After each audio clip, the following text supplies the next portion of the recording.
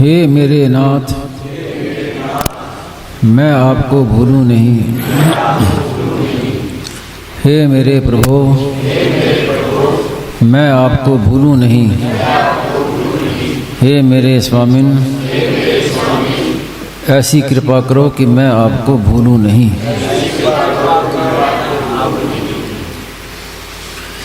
श्रीमन नारायण नारायण नारायण, श्रीमन नारायण,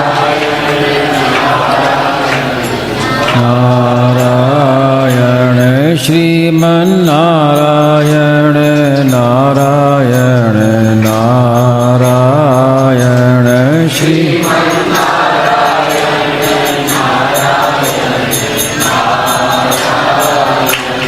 श्रीमन नारायण नारायण नारायण, श्रीमन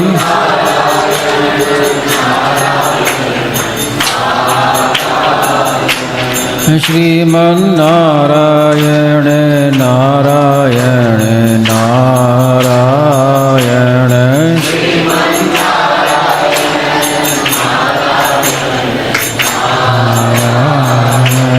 श्रीमन नारायण नारायण नारायण,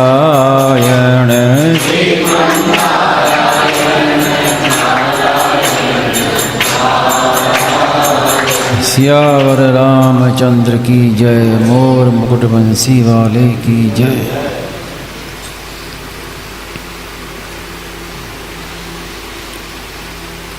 सब शास्त्रों का सार वेद है, वेदों का सार है उपनिषद, और उपनिषदों का सार है गीता, गीता का सार है शरणागति, और शरणागति का भी सार है वासुदेवः सर्वम।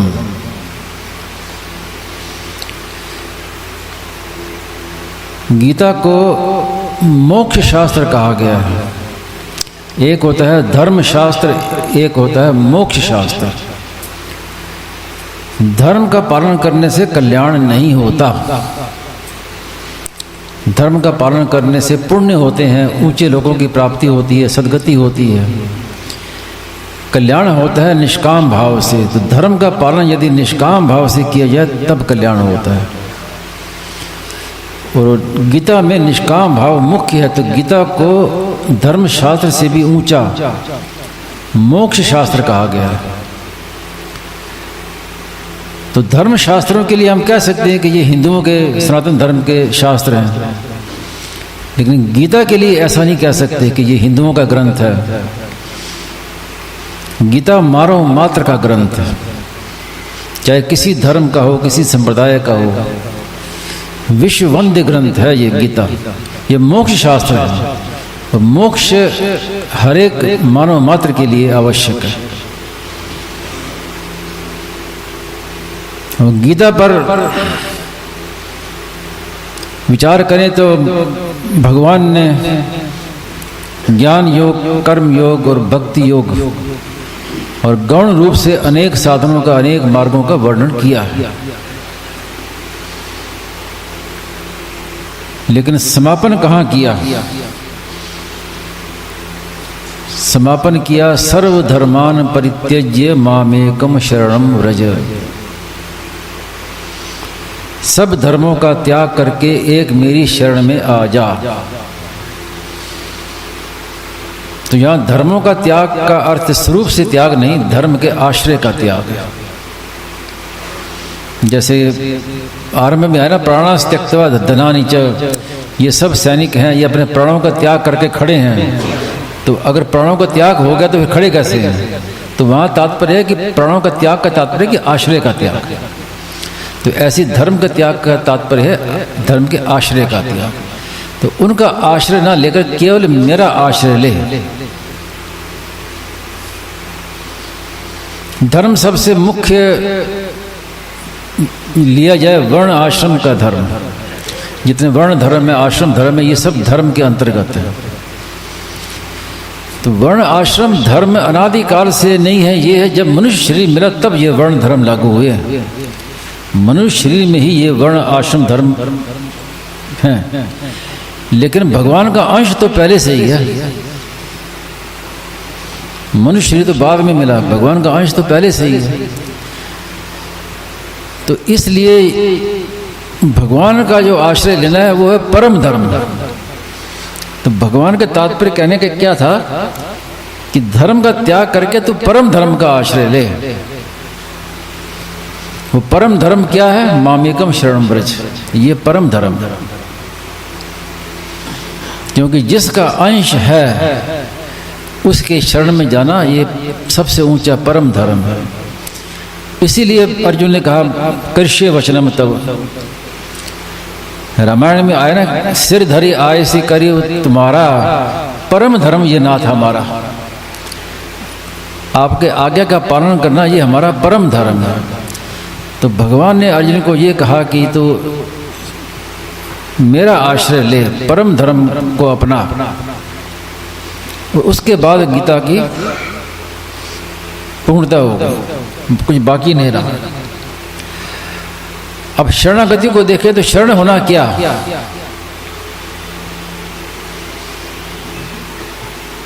जब हम भगवान को प्रणाम करते हैं तो प्रणाम का अर्थ भी शरणागति होता है।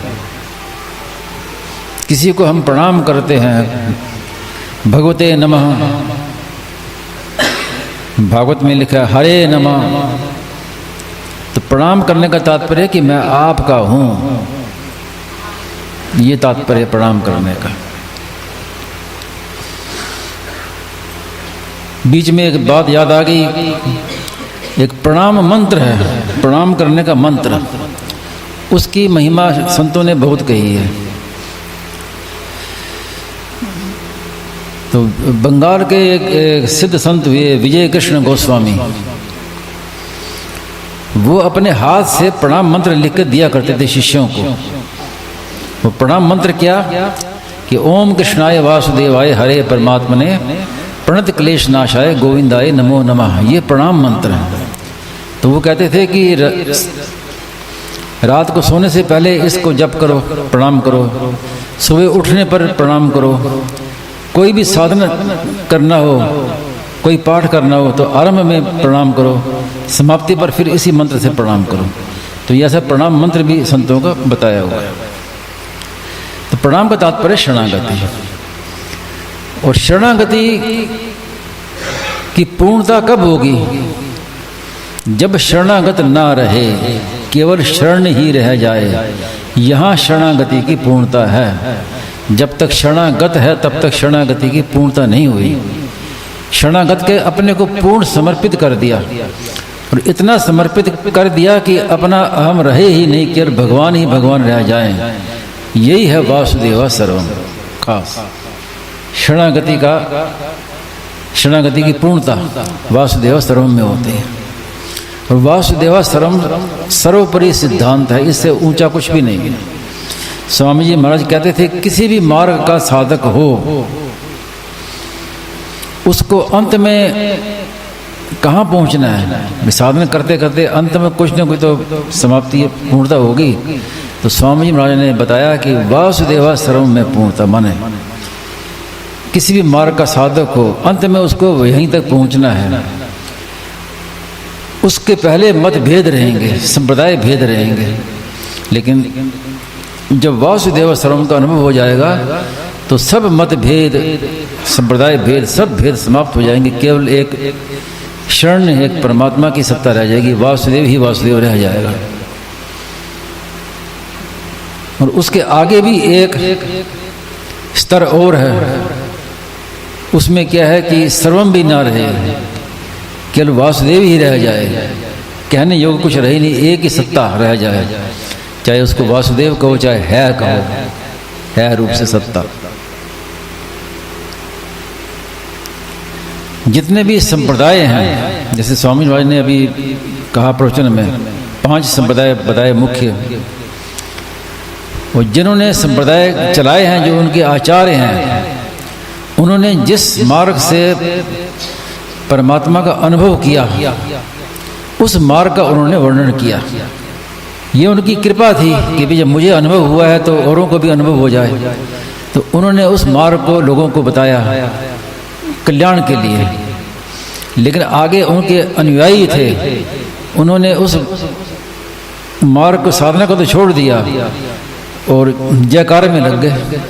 ये हमारा मत है, ये हमारा ऊंचा, ये हमारा ऊंचा मत है, उसका मजनीता है, आपस में शास्त्रार्थ में लग गए, उसमें लग गए।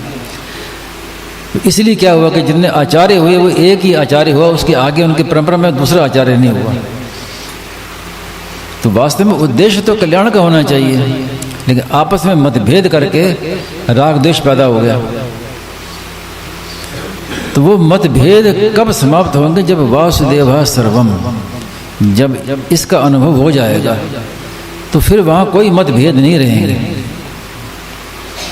जैसे एक हाथी है, उदाहरण दिया जाता है कि हाथी खड़ा है और अंधे हैं, छह अंधे हैं, उनको कहो कि भाई बताओ हाथी कैसा है, तो किसी ने हाथी की सूंड हाथ में आगे तो बोले कि हाथी तो ऐसे लंबा सूंड जैसे ऐसा है, किसी ने पैर पकड़ लिया तो वो तो हाथी तो स्तंभ जैसा है, कोई ऊपर चढ़ गया तो उसने कहा तो हाथी तो एकदम सपाट ऐसा है। तो सबका अनुभव था, लेकिन वास्तव में सब एक अंग का वर्णन कर रहे हैं, पूरे हाथी का वर्णन किसी ने नहीं किया। तो जो पूरे हाथी का वर्णन तब होगा जब वासुदेव सर्वम का अनुभव हो जाए कि वास्तव में वहाँ एक ही सब कुछ है, समग्र, इसको समग्र कहा है, समग्र। तो खास बात इसमें शरणागति की ये बताई, इसका आरंभ कैसे होगा कि हे नाथ मैं आपका हूं, आप मेरे हो। यहां से शरणागति आरंभ हो जाएगी। भगवान के साथ संबंध, भगवान की सम्मुखता, और इसका आरंभ में क्या होगा कि संसार से वैराग्य होने लगेगा और परमात्मा में प्रेम होने लगेगा। जब तक संसार से वैराग्य ना हो, परमात्मा में प्रेम ना हो, तो समझे अभी साधना शुरू नहीं हुई। साधना का ये लक्षण है, साधक का लक्षण। ज्यों ज्यों साधन आगे बढ़ेगा त्यों त्यों संसार से वैराग्य होगा और परमात्मा में प्रेम होगा, और अंत में संसार से संबंध विच्छेद और परमात्मा की प्राप्ति। और परमात्मा की प्राप्ति क्या? वही कि प्राप्त करने वाला ना रहे। जब तक ज्ञानी है तब तक अहम है, मैं ज्ञानी हूं और मैं अज्ञानी हूं, दोनों समान है। ज्ञान होने पर ज्ञानी नहीं रहता, प्रेम होने पर प्रेमी नहीं रहता।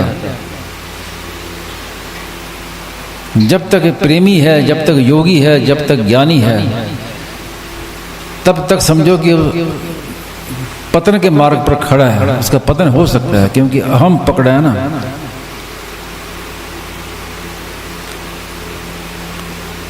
मैं अज्ञानी हूं और मैं ब्रह्म हूं, दोनों एक बराबर हैं। स्वामी महाराज कहते हैं कि मैं ब्रह्म हूं और मैं मूर्ख हूं, अज्ञानी हूं, दोनों बराबर हैं। क्योंकि मैं है ना साथ में। अगर ब्रह्म है तो फिर मैं कहां से आया? आखिर में तो ये हो कि मैं नहीं हूं, ब्रह्म है, ये तो ठीक बैठती है। लेकिन मैं रहेगा तो फिर तब तक अज्ञान ही है वो। क्योंकि अज्ञान मेवासी मूल कारण, मूल तो अहम ही तो मूल कारण है अज्ञान का। तो ये अहम ना रहे, और जब अहम नहीं रहेगा तो केवल एक परमात्मा रहेंगे, केवल प्रेमास्पद रहेंगे। प्रेमी नहीं रहेगा, केवल प्रेमास्पद रहेगा। ज्ञानी नहीं रहेगा, केवल ज्ञान रहेगा। और यही इसी का रूप है पूर्ण शरणागति। यही है हर एक मार्ग में, किसी मार्ग में हो, चाहे ज्ञान मार्ग, योग, भक्ति योग, कर्म योग, जितने भी योग मार्ग हैं, ध्यान योग आदि जो भी हैं, राज योग आदि, ये सब मार्ग हैं, ये लक्ष्य नहीं है। इन मार्ग से पहुंच के आखिर में पहुंचना तो एक ही जगह रहेगा, वहां कोई मार्ग भेद नहीं रहेगा। जैसे एक गांव है और उसमें एक कुआं है, और गांव के सब लोग उस कुएं में पानी भरते हैं अपना, तो सब को अपना अपना पात्र लेके आते हैं। किसी के पास घड़ा है, किसी के पास लोटा है, किसी के पास क्या, अपना पात्र लेके आते हैं। तो पात्र में फर्क रहेगा, जल में क्या फर्क? एक ही कुआं और जल भी उसमें से एक ही है, तो पात्र का भेद रहेगा। तो पात्र को लेके जल को देखे, जल तत्व वो तत्व एक ही है। इसलिए जितने भी मार्ग हैं सब आखिर में एक ही तत्व को प्राप्त होते हैं। और उसी तत्व को चाहे है कहो, चाहे सत्ता कहो, चाहे राम कहो, चाहे कृष्ण कहो, या शिव कहो, कोई हो, अनेक नाम रूपों में वो बात तत्व एक ही है। जैसे जल तत्व है, जल तत्व है, वो जल कभी जल रूप से है, कभी बर्फ बन गया, कभी भाप बन गया, कभी वर्षा हो गई, अनेक रूप हैं, लेकिन तत्व एक ही है, जल, जल तत्व एक ही है। ऐसे स्वामी जी महाराज ने बताया कि वास्तव में प्रकृति में क्रिया होती ही नहीं है, केवल परिवर्तन होता है। और परिवर्तन भी वास्तव में असत नहीं है, वो भी सत्य है। कैसे कि परिवर्तन होता है तो एक रूप से दूसरा रूप आ गया, रूप बदल गया, सत्ता नहीं बदली। रूप बदल गया लेकिन सत्ता वही की वही है। जल जल है, जल बर्फ बन गया तो रूप बदल गया दोनों का।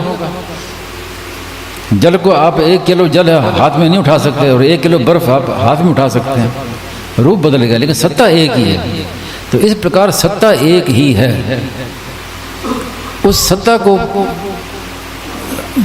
समझ लें तो सब साधन बहुत सुगम हो जाएंगे। जितने भी साधन हैं, चाहे किसी मार्ग का हो, बहुत सुगमता से आगे बढ़ जाएगा। और दूसरी बात, जैसे स्वामी महाराज ने कहा कि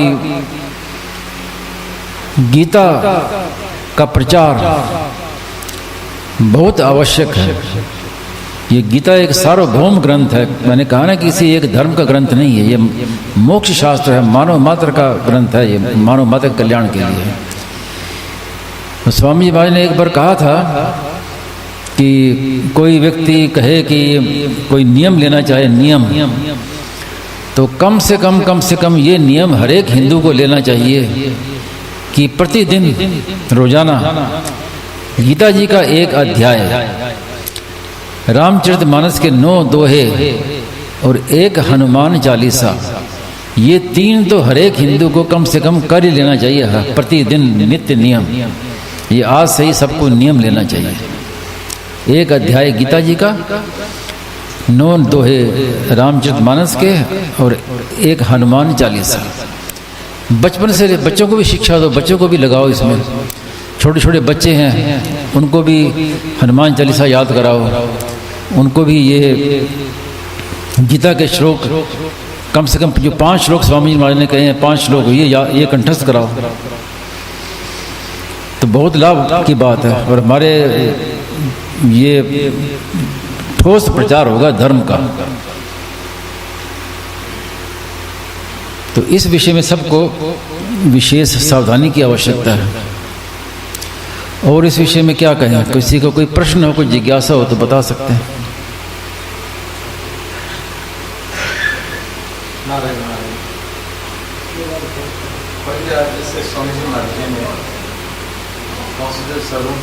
गीता का सर्वोपरि सिद्धांत बताया, तो गीता का सिद्धांत क्या हो या भगवान के सिद्धांत, एक ही बात। ऐसे ही जैसे रोड में भी हम चलते हैं तो वहाँ के जो नियमों का कुछ पता चलता तो आराम से हमारी यात्रा हम फॉलो करते हैं। ऐसे ही भगवतीय सिद्धांत जो हैं, जैसे एक सर्वोपरि सिद्धांत के आज हमारे में चर्चा की, सब कुछ भगवान गीता का सर्वोपरि सिद्धांत है। ऐसे और भी क्या भगवान के जो खास सिद्धांत हैं जो कि हमारी दृष्टि में रहे, ताकि हमारी जीवन यात्रा। एक ही सिद्धांत है, इसमें सब कुछ आ जाएंगे। कारण कि हाथी के पद में सब पद समा जाते हैं। अगर वासुदेव सर्वम को आपने स्वीकार कर लिया तो आपके सब उसमें आ जाएगा सिद्धांत। आपका व्यवहार भी बढ़िया हो जाएगा, हर चीज़ बढ़िया हो जाएगी, व्यवहार भी बढ़िया हो जाएगा। सब इसमें समा गए, सभी सिद्धांत इसमें समा गए। वासुदेव सर्वम में खास बात ये ध्यान देने की है कि ये हमारी मान्यता है, रखनी है, भीतर में हमारा भाव रहे लेकिन व्यवहार में समान कभी नहीं करना। व्यवहार समान होगा तो अनर्थ हो जाएगा। व्यवहार यथा योग्य करना है, लेकिन भीतर में दृष्टि ये रहे। सम दृष्टि कहा ना, सम व्यवहार नहीं कहा, सम दृष्टि। तो सम दृष्टि क्या है कि सब भगवान है, ये हमारी दृष्टि रहे। जैसे उदाहरण दिया जाता है भीष्म पितामह का। भीष्म पितामह के इष्ट थे भगवान श्री कृष्ण, इष्ट देव थे। लेकिन जब युद्ध में शत्रु सेना में सामने आए तो बाणों से युद्ध किया। ये नहीं कहा कि मेरे इष्ट है, मैं बाण कैसे मारूं। व्यवहार में कमी नहीं, व्यवहार यथा योग्य। भी आप जिस रूप से आए उस रूप से आपकी पूजा करूंगा।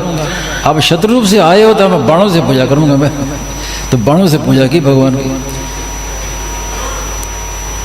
तो व्यवहार में यथा योग्य करना है, उचित व्यवहार यथा योग्य, निस्वार्थ भाव से, निष्काम भाव से। व्यवहार में समानता नहीं करना। अर्जुन ने भी ये गीता सुनी, गीता का उपदेश सुना, वासुदेव सर्वम। उपदेश सुनने के बाद क्या उन्होंने युद्ध करना छोड़ दिया कि जब सब कुछ वासुदेव ही है तो मैं युद्ध क्यों करूं। युद्ध करना नहीं छोड़ा, खूब डट के युद्ध किया। तो व्यवहार यथा योग्य करना है। और दृष्टि हमारी वासुदेव स्वामी जी कहते हैं कि आपके सामने एक दुष्ट आ गया व्यक्ति। अब वो व्यक्ति दुष्ट है, आपको दिख रहा है कि वो व्यक्ति अच्छा नहीं है, तो आपकी उसके साथ व्यवहार करो यथा योग्य। लेकिन आपकी दृष्टि रहनी चाहिए उसके भीतर में अंश किसका है, वहाँ दृष्टि रहनी चाहिए। भले ही वो कैसा ही हो, लेकिन भीतर अंश तो परमात्मा का ही है ना। तो भाव में भी क्षमता नहीं आनी चाहिए। और व्यवहार यथा योग्य करना चाहिए। जैसा देव वैसा पूज, वैसी पूजा। भगवान रोग रूप से आ गए तो उनका साथ क्या करें, उनको औषधि दो। जिस रूप से आए हैं उसी रूप से पूजा है ना। तो रोग रूप से आए हैं तो उनकी पूजा है कि उनको औषधि दो। लेकिन ऐसी भाव नहीं रखना कि औषधि खा के चले जाए।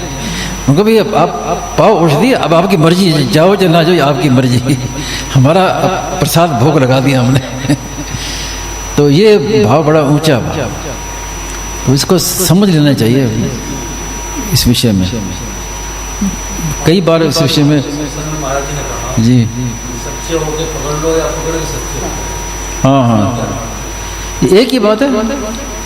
पकड़ लोगे सच्चे हो जाओगे, सच्चे हो गए हो जाए पकड़ लो, एक ही बात है।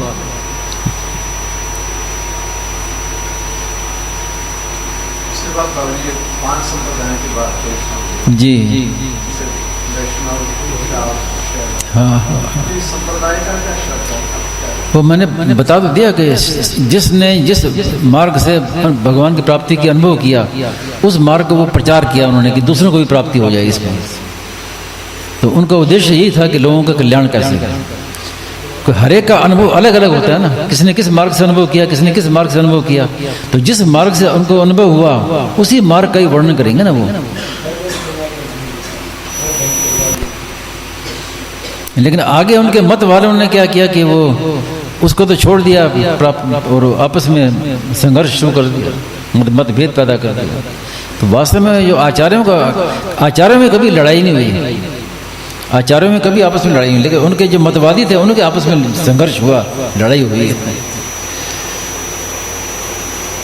उद्देश्य तो उनका कल्याण का ही था। स्वामी जी महाराज ने गीता जो सार संग्रह पुस्तक है उसका ये कहा। हाँ, सार संग्रह में। और स्वामी जी महाराज जी को बहुत प्रिय थी वो पुस्तक। जी जी, गीता प्रेस से प्रकाशित है, सार संग्रह नाम से। तो उसमें गीता का सार, भागवत का सार, महाभारत का सार, रामायण का सार, तो रोज पाठ करने के लिए बड़ी अच्छी पुस्तक है। जी हाँ, वो तो बाद में जोड़ी गई। वो तो वास्तव में तो सार संग्रह पुस्तकें निकली थी, तो उसमें क्या पृष्ठ बाकी बचते थे। फरमा होता है ना कि बाकी पृष्ठ बच, उसमें क्या दें, तो उसमें फिर वो बातें दे दी, अमृत बिंदु दे दी। तो मूल बात ये थी कि सार का रोज पाठ करने के लिए है, रोज पाठ करने के लिए।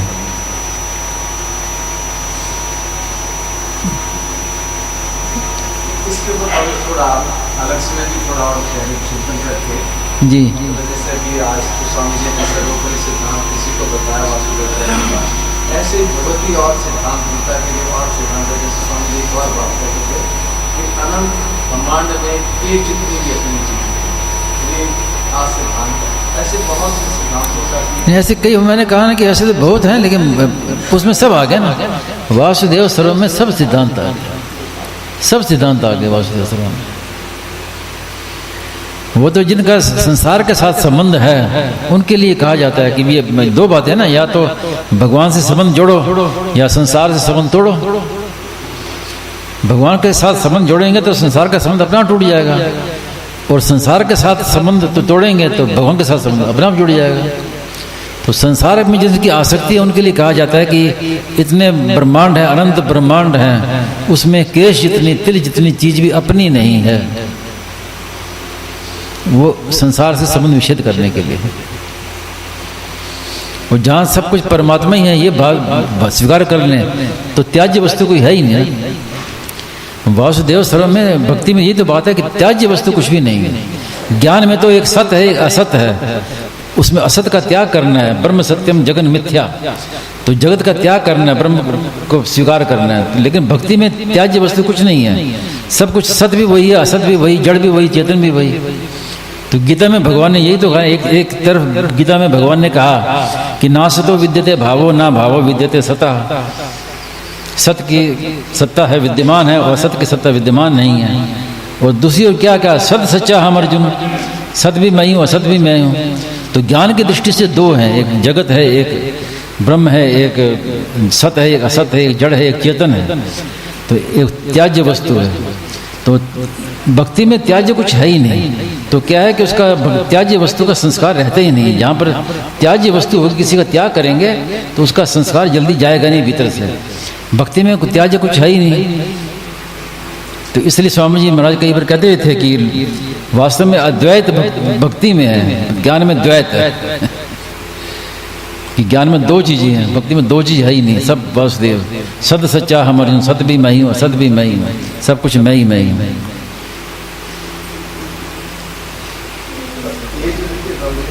संसार का जो प्रभाव हमारे चित्त पे पड़ता है, हमारी मनोवृत्ति पे पड़ता है, तो ये हमारी प्रज्ञा तो सिद्ध नहीं होनी। उसी के लिए तो कहा है कि है को पकड़ो। अगर आप है को पकड़ लोगे, उसमें जाके बैठ जाओ, ठहर जाओ, तो सब विकार संसार की सत्ता जो भी है सब धीरे धीरे आपको हाथ जोड़ के वहां से रवाना हो जाएंगे। आपको पता नहीं चलेगा। और अगर आप है से हट गए तो फिर वो बड़ा दुखी करेंगे। फिर आप कोशिश करो तो फिर मिटेंगे नहीं जल्दी से विकार। वर्तमान में इससे हमारा संबंध नहीं है, जड़ता से संबंध विच्छेद करने से तात्पर्य आपका है। जी, जड़ता से संबंध विच्छेद करने से तात्पर्य आपका है तो हाँ हाँ, दो बातें जिनकी दृष्टि में देखिए, अंधेरे में रस्सी लटक रही है, रस्सी में सांप दिखाई देता है। तो जिसके भीतर में भय नहीं है उसके लिए कहा जाता है कि ये रस्सी है। लेकिन जिसके भीतर में सत्ता है, भय है, उसको कहता है कि निषेध किया जाता है कि ये सांप नहीं है, ये रस्सी है। तो निषेध उसके लिए किया जाता है जिसके भीतर में सत्ता है, वास्तव में है ही नहीं। अब निषेध क्या करें? अगर है में अगर पकड़े तो नहीं, तो है ही नहीं, त्याज्य कोई वस्तु है ही नहीं। ये तो हमारी दृष्टि में जड़ की सत्ता है, मानी हुई है। स्वामी जी महाराज से एक बार मैंने शंका की थी कि मैं भगवान का हूँ, ये तो वही मानेगा जिसका भगवान पर विश्वास है, और कई ऐसे व्यक्ति हैं जिनका भगवान पर श्रद्धा विश्वास नहीं है। तो स्वामी महाराज ने कहा कि वो संसार मेरा नहीं है ये माने, क्योंकि ये तो प्रत्यक्ष है, संसार में कुछ भी रहने वाला नहीं है। शरीर संसार कुछ भी देखें सब जा रहा है, ये हर एक का अनुभव है, चाहे नास्तिक हो चाहे आस्तिक हो, सबका अनुभव है। तो इसको मान लो तो परिणाम में दोनों एक हो जाएंगे।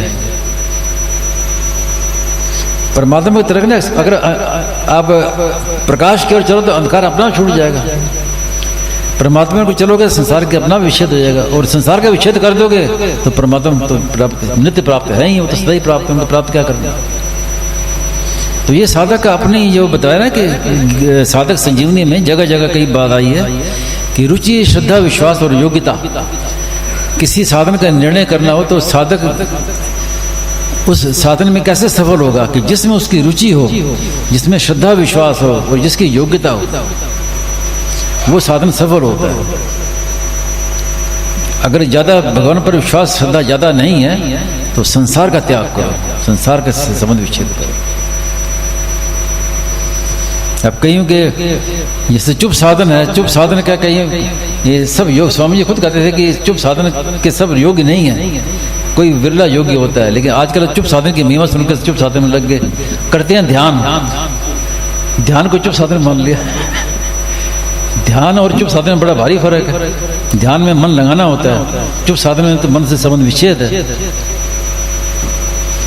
तो योग्यता होनी चाहिए ना, अगर योग्यता नहीं होगी तो चुप साधन करते करते नींद आ जाएगी। नींद आ जाए इसका अर्थ क्या हुआ कि आप इस साधन के योग्य नहीं हो। इसलिए स्वामी जी महाराज ने कई बार कहा है प्रवचनों में कि आपको अगर चुप साधन में अच्छा लगता है तो पहले खूब नाम जप करो, खूब कीर्तन करो, खूब सत्संग करो, खूब स्वाध्याय करो, उसके बाद में चुप होने की योग्यता आएगी आप में। ये हर एक के वश की बात नहीं है। और चुप साधन ऐसा है जिसको मैंने है के रूप में मैंने वर्णन किया कि उसमें रुक जाओ, उसमें ठहर जाओ, वहाँ बैठ जाओ, ये वास्तव में चुप साधन का ही वर्णन है। और वो क्या है कि स्वामी जी महाराज ने कहा कि एक सेकंड के लिए भी हो जाए तो बड़ा उसमें लाभ होगा। एक सेकंड के लिए भी, वो भी होना शुरू में कठिन पड़ता है। एक सेकंड, आधा मिनट भी हो जाओ। और कई कहते हैं हम तो एक घंटा चुप साधन करते हैं, तो ये कौन सा चुप साधन 1 घंटा होता है? हाँ, तो बस अपना उसमें जड़ता के तो वृत्ति हटा के उसमें एक ही में लगाओ, धीरे धीरे फिर लग जाएगा उसमें सत्ता में। हाँ, बड़ा भारी फर्क है ना। एक होता है मन लगाना और एक मन से संबंध विच्छेद करना, खुद लगना। कर्ण सापेक्ष कर्ण निरपेक्ष क्या है कि भगवान में मन लगाना ये है कर्ण सापेक्ष, और खुद भगवान में लगना ये है कर्ण निरपेक्ष। मन को लगाना नहीं, खुद लगना। और खुद लगना क्या है कि मैं भगवान को, भगवान मेरे हैं, ये खुद लगना भगवान को। ये इससे इतनी बाबू जी बात साफ नहीं होती कि मैं भगवान का हूँ, भगवान मेरे हैं, मगर मूल में तो देखो कामना ही है। मैं संसार का नहीं हूँ, संसार मेरा नहीं है, ये मान लो। ये तो सिद्ध हो जाता है, उसको तो इनकार नहीं कर सकते, मना नहीं कर सकते। मतलब मूल में कामना। मैंने कहा ना कि आपका अनुभव है कि शरीर बदल गया, बचपन में जैसा शरीर था वो शरीर अब रहा नहीं, परिस्थिति बदल गई, घटना बदल गई, व्यक्ति बदल गया, सब कुछ बदल गया, फिर भी मैं बदल गया ये कोई नहीं कह सकता, मैं तो वही हूँ। तो इसी तरह दृष्टि कराई ना मैंने, बात तो वही है ना। आपका कोई बचपन का कोई फोटो किसी को दिखाए तो कोई नहीं पहचान सकेगा कि ये पंकज जी का फोटो है, और आपको दिखाएंगे आप कहेंगे हाँ मेरी फोटो है, तो आपकी फोटो कैसी हुई हो? आप तो बिल्कुल बदल गए। विज्ञान भी कहता है कि 9 वर्ष में शरीर का एक एक परमाणु बदल जाता है, तो सब कुछ बदल गया, तो आप वही कैसे रहे? तो आप वही हैं, उसको पकड़ना है, मैं वही हूँ। ये जो है ना हमारी सत्ता को भी कहने से भी जल्दी पूरी बात समझ में आती नहीं है। कारण कि है जो है ये निरपेक्ष है, नहीं की अपेक्षा है कहते हैं, तो नहीं की अपेक्षा है होने से है भी पूरी बात आती नहीं है। तो स्वामी महाराज ने और आगे की सुगम कहा कि होनापन, अपना होनापन इसको पकड़ लो, ये और उससे सूक्ष्म बात है। इसमें तो महाराज जी कोई साधन है ही नहीं, सहज स्थिति है। हाँ, सहज स्थिति साधन क्या है? और ये जो जैसे सने उपरवेद बुद्धिया दृष्टि गृहीत, हाँ, मन तत्वात् न किंचित भी चिंत्य, हाँ, तो ये अचिंत्य स्थिति भी तो स्वाभाविक है। हाँ हाँ, अचिंत्य जो चुप साधन है इसे हम करेंगे ये कहना भी नहीं बनेगा यार, बिल्कुल तो स्वतः सिद्ध है। आपने बिल्कुल ठीक बात कही। मैंने स्वामी जी महाराज से ऐसे बात चली थी, तो स्वामी महाराज ने ये बात कही कि वास्तव में चुप साधन कहना बनता नहीं, क्योंकि चुप स्वतः है, जो स्वयं है वो निरंतर चुप ही है। लेकिन स्वामी महाराज ने कहा कि चुप साधन इसलिए कहता हूं कि अगर मैं कह दूं कि सब चुप सोता है तो लोग सीख जाएंगे बातें, कि लोगों का स्वभाव है करने का, कुछ करें, तब कहा जाता है कि थोड़ी देर के लिए चुप हो जाओ। चुप साधन करने की बात कहता हूँ, वास्तव में करने की बात है ही नहीं। चुप साधन होने की बात है, होने का साधन है, करने का साधन नहीं है। योग मार्ग के अंदर में सहज जो स्थिति बताई गई है केवल 10 श्वास। 10 श्वास स्वाभाविक ही ऐसा समय आता है कि 10 श्वास हमारा चित्त, हमारा मन, हमारा बुद्धि सब लीन हो जाते हैं वहाँ। तो अब ये अवस्था आती है 10 श्वास। वर्णन करने का अलग अलग मार्ग है, अलग अलग उपाय हैं, तरीके हैं कहने के। मूल में वही सहजावस्था जो मैंने कही ना कि जो है में है, ये सहजावस्था है हमारी। उत्तमा सहजावस्था, मध्यमा ध्यान धारणा, कनिष्ठा शास्त्र चिंता च, तीर्थ यात्रा अधमा धमा। तो सहजावस्था, वो सहजावस्था है, उसको पकड़ने के लिए उपाय है। उससे जो अपना मैं वही हूँ, इसमें जो अनुभव होता है उसमें आप ठहर जाओगे तो वो धीरे धीरे पकड़ में आ जाएगी सहजावस्था। प्राणापान समाकृत्वा नासाभ्यंतर चारिणौ, प्राण अपान दोनों समान हो जाते हैं तब स्वाभाविक से स्थिति होती है। वो योग मार्ग है, इसमें प्राणापान के ये करने की जरूरत नहीं, योग मार्ग है ही नहीं। बताओ ना, केवल मैं वही हूँ, इसमें इसको पकड़ना है, ये द्वार है परमात्मा प्राप्ति का। तो गीता में उसमें बैठ जाओ बस जाके, द्वार खुलेगा। कब खुलेगा? भगवान की कृपा का भरोसा रखो। स्वामी महाराज ने तो हर विषय में ये बात कही है, होगा भगवान की कृपा से। आप जाके एक बार उसमें सिर हो जाओ, बैठ जाओ दरवाजे पर जाके, ये पक्का रखो कि भगवान की कृपा से द्वार खुलेगा। कृपा से काम होगा, वास्तव में अपने बल से नहीं होगा। ये मत सोचो कि मेरे करने से कुछ हो जाएगा, मैं करूँगा कुछ हो जाएगा, उससे नहीं होगा, कृपा से। जितना आपके समझ में आता है उतने में आप स्थित हो जाओ, उसको पकड़ लो, काम कृपा से होगा। कैसे होगा? तुरंत तत्काल हो जाएगा, आपको पता नहीं चलेगा। जैसे कैसे होता है अनुभव कि जैसे नींद में हम स्वप्न देख रहे हैं और अचानक नींद खुल जाती है। नींद खुली एकदम अनुभव होता है ना, एकदम कि वो तो स्वप्न था, वो तो संसार दूसरा था, हम तो दूसरे संसार में है। ऐसे इस संसार से भी ये भी नींद में चल रहे हैं, ये भी स्वप्न है, ये भी टूटेगा। तो वो लगेगा कि जैसे हम अब नए संसार में आ रहे हैं। जिन्होंने ये अनुभव किया है उनका ये कहना है कि आप जिस संसार में हो उस संसार में मैं नहीं हूँ, मेरे संसार में केवल सत्ता है, ये आपका संसार है।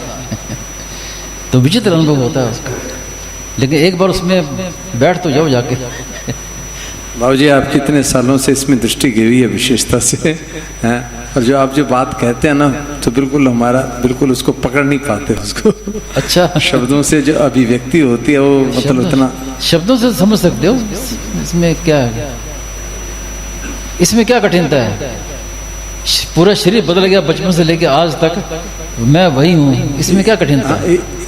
इस प्रकार से आप बात करते तो सीधी दृष्टि जाती है भगवान को, भगवान मेरे दृष्टि जाती है तो उसको पकड़ लो, जहाँ तक दृष्टि जाए वहाँ उसको पकड़ लो, आगे अपना हो जाएगा ठीक है। जितना समझ में आ जाए उतनी आप बात पकड़ लीजिए। जैसे गाड़ी होती है ना, कार होती है, उसमें आगे लाइट होती है, 2 लाइट। अगर आप कहो कि गाड़ी खड़ी करें और लाइट तेज कर दें तो नहीं होगा। गाड़ी चलाओ, आगे गति करो, तो जो जो गाड़ी आगे चलेगी क्यों, तो प्रकाश भी आगे आगे चलेगा, रास्ता अपने आप आगे आगे चलेगा। तो ऐसे एक बार आप लग जाओ तो अपने आप प्रकाश हो। जहाँ पकड़ने की बात आती है तो वृत्ति तो साथ में ही है उसके। हाँ, तो भले पहले वृत्ति होगी, फिर वो वृत्ति भी शांत हो जाएगी, वो वृत्ति भी शांत हो जाएगी। जैसे आप गाड़ी में बैठ के आराम से आश्रम आए तो क्या अंदर तक, कब्र तक गाड़ी लेके आए क्या? गाड़ी बाहर खड़ी कर दी, फिर आप पैदल आए आगे। तो ऐसे ही जहाँ तक वृत्ति जाती है वहाँ तक आप चलो, आगे वृत्ति भी शांत हो जाएगी, अब सब अपना हो जाएगा। अब आप कहो कि पहले आरंभ में हो जाए तो कैसे होगा? पहले अनुभव हो जाए फिर हम उसको माने, ऐसे थोड़ी होगा। पहले मानो तब अनुभव हो जाएगा।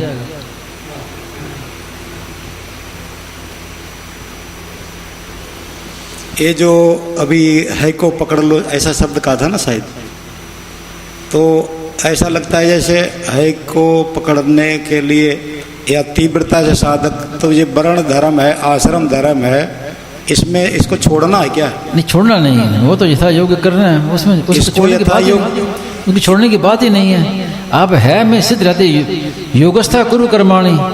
स्वामी महाराज कहते हैं कि चुप रहते हुए योग में स्थित होकर युद्ध कर सकता है आदमी।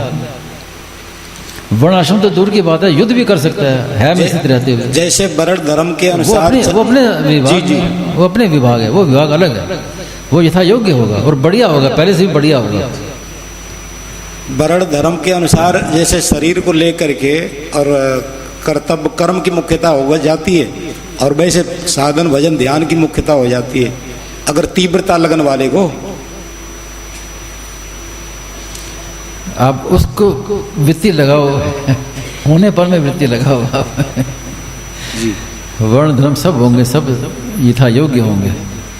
अभी क्या है कि वृत्ति लगी हुई है, जड़ता में ज़्यादा लगी हुई है, तो जल्दी से आती नहीं, लेकिन एक बार आप समझ जाएंगे। 3 पुस्तकें समझने, अगर समझना हो किसी को विचार पूर्वक, तो 3 पुस्तकें हैं, उनको आप पकड़ लीजिए।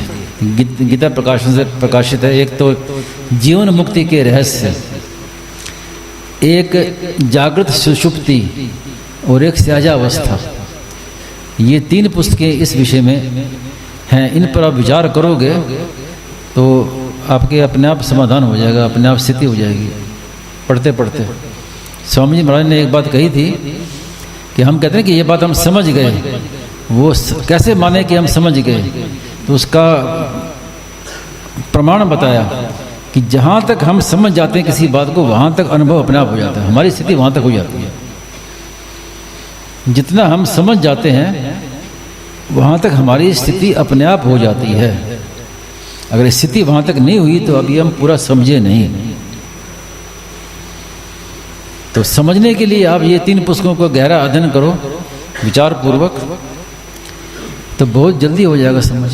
मार्ग ज्ञान का है क्या है कि बात कहते हैं तो ज्ञान मार्ग की मुख्यता आती है, लेकिन स्वामी महाराज ने कहा ना कि वो है मेरा है, तो भक्ति साथ में अपना आ जाती है। और स्वामी महाराज ने जो वासुदेव सर्वम में बहुत सुगम बता दिया।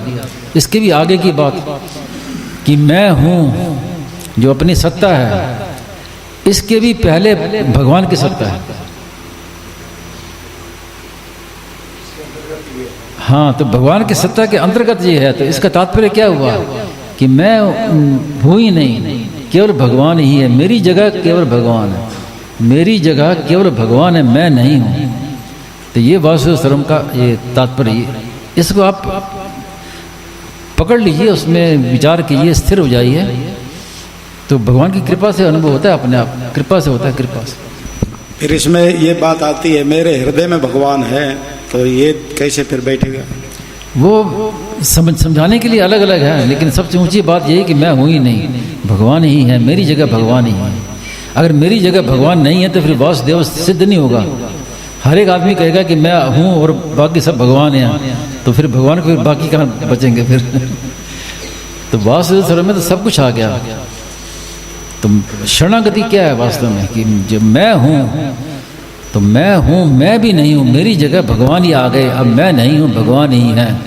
इसमें आप स्थिर हो जाइए कि केवल एक भगवान ही है, सब जगह भगवान, मेरी जगह भी भगवान, उसके सिवाय कुछ भी नहीं है।